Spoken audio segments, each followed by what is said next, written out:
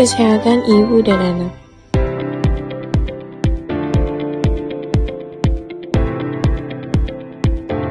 Latar belakang kesehatan ibu dan anak, KIA merupakan salah satu prioritas pembangunan kesehatan karena ibu dan anak termasuk kelompok rentan dengan risiko tinggi terhadap masalah kesehatan. Di Indonesia, angka kematian ibu 189 per 100.000 kelahiran hidup dan angka kematian bayi 20 per 1.000 kelahiran hidup masih cukup tinggi dibandingkan target SDGs 2030 Kemenkes RI 2022. Tingginya angka tersebut dipengaruhi oleh keterbatasan akses layanan kesehatan, kurangnya pengetahuan tentang tanda bahaya, serta faktor gizi dan sosial ekonomi. Oleh karena itu, pentingnya kualitas pelayanan KIA sangat penting untuk menurunkan angka kematian sekaligus mewujudkan generasi yang sehat dan berkualitas. Isu utama kesehatan ibu dan anak. Terdapat dua masalah utama yang terjadi di dalam isu utama kesehatan ibu dan anak. Masalah utama yang pertama ada kesenjangan continuum of care pada kesehatan ibu, yang dimana kunjungan ANC atau antenatal care yang belum optimal, persalinan yang masih terjadi di luar fasilitas kesehatan, kunjungan nifas yang rendah, serta KB pasca persalinan yang belum optimal. Adapun masalah utama yang kedua adalah pelayanan neonatal yang belum optimal.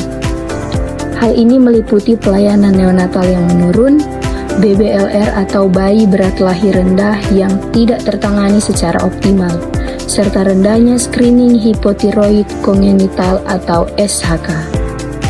Analisis stakeholder kesehatan ibu dan anak dengan isu kesenjangan continuum of care atau COC pada kesehatan ibu. Continuum of care berarti kesinambungan layanan dari masa prakonsepsi, kehamilan, persalinan, nifas, hingga masa bayi dan anak.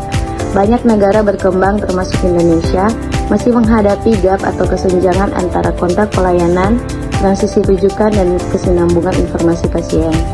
Analisis stakeholder kesenjangan continuum of care COC pada kesehatan ibu. Yang pertama, Kementerian Kesehatan RI. Yang kedua, Dinas Kesehatan Provinsi atau Kabupaten. Yang ketiga, Puskesmas atau Posyandu, Primary Health Care. Yang keempat, BPJS Kesehatan atau JKN. Yang kelima, tenaga kesehatan seperti bidan, dokter, perawat, dan organisasi profesi seperti IDI, PPRI. Dan yang terakhir, organisasi internasional seperti WHO, UNICEF, dan UNFPA. Dan yang selanjutnya ada analisis stakeholder pelayanan neonatal yang belum optimal. Ada dua stakeholder yang dilibatkan, yaitu stakeholder utama dan stakeholder pendukung.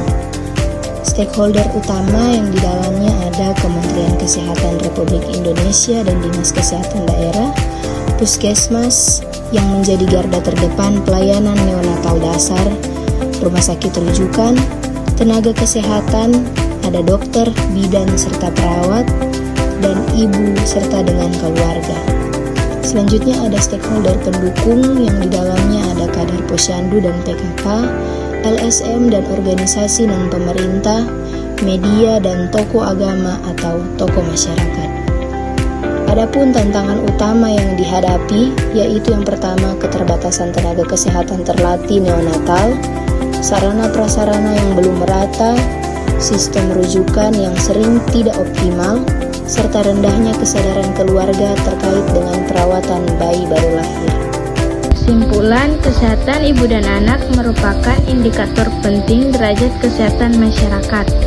Angka kematian ibu dan angka kematian bayi di Indonesia masih cukup tinggi dibandingkan target SDGs 2030.